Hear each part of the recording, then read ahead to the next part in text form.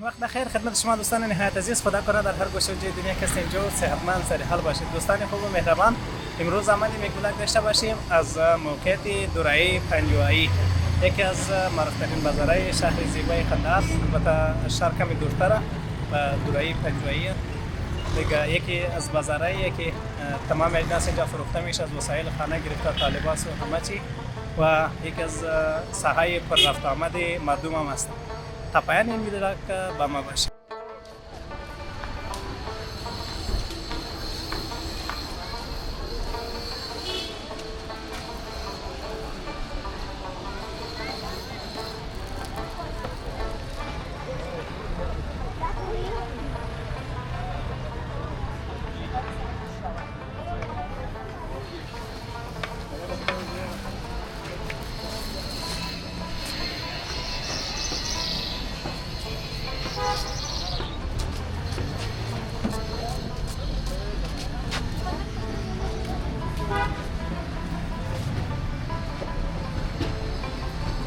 دوستان نهایت عزیز، این یکی از بازارهای شلوغ و پر رفت آمدی که مردم بیشتر بالخصوص مردم سارا.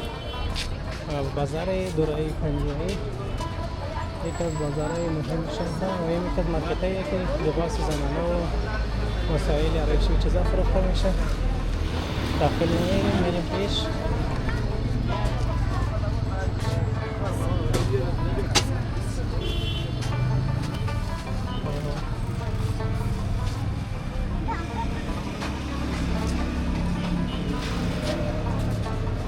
از مارکت هایی که لباس مزانه فروخته میشه. دیگه قسمت هر چیزی که بخوای پیدا میشه.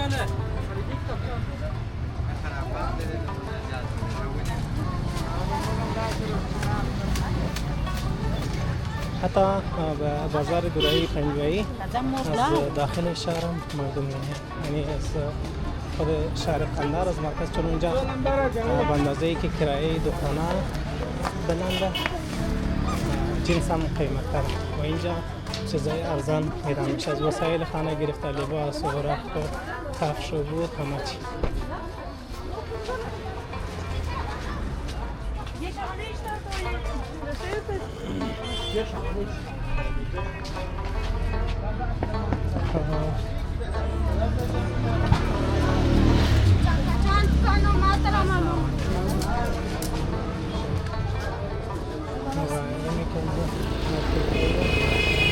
لباس زنانه فروخته میشه، داخل نمیریم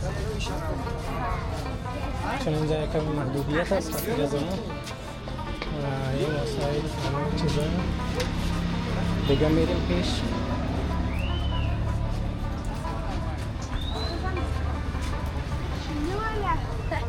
ببینیم چه چیزایی دیگه پیش روی من.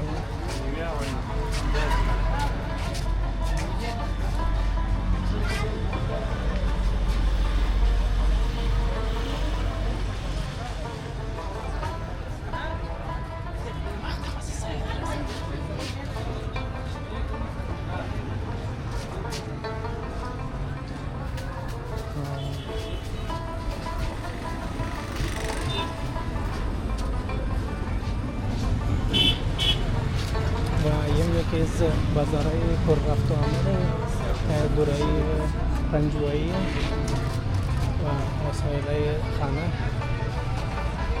یکی از شلوغ‌ترین بازارهای شهر گفته میشه و یک قسمت داخل از کوچه که شما ببینید وسایل خانه فروخته میشه.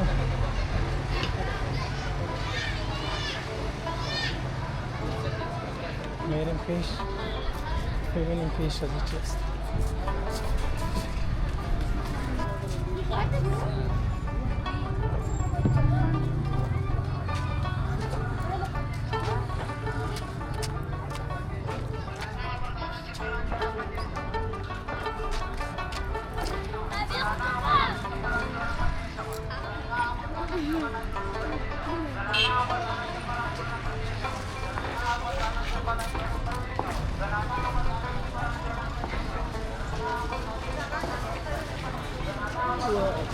مارکتیه که لباس زنانه فروخته میشه داخلش.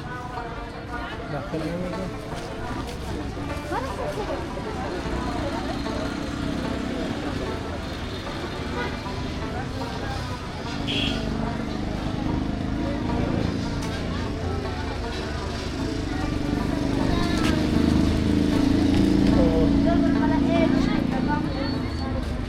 پیش میریم بریم پیش ببینیم دیگه چه چیزایی جالب میبینیم.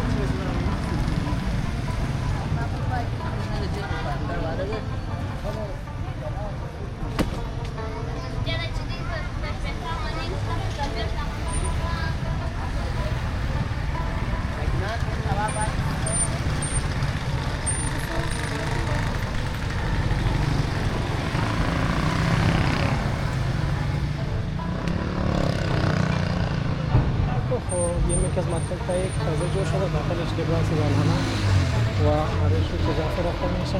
داخل نمیریم.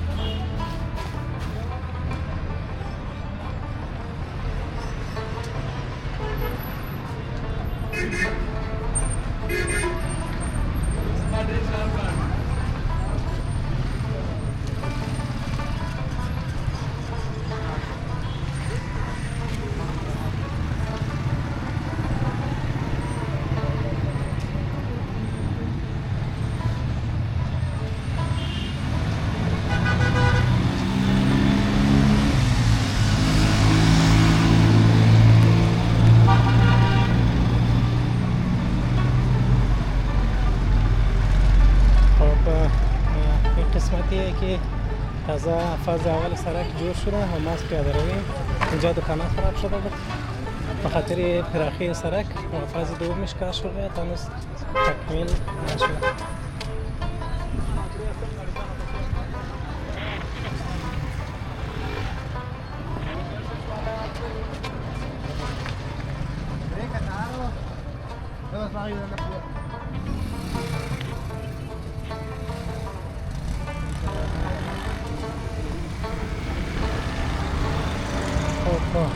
از اول بازار شروع کردیم بالاخره رسیدیم به انتهای بازار.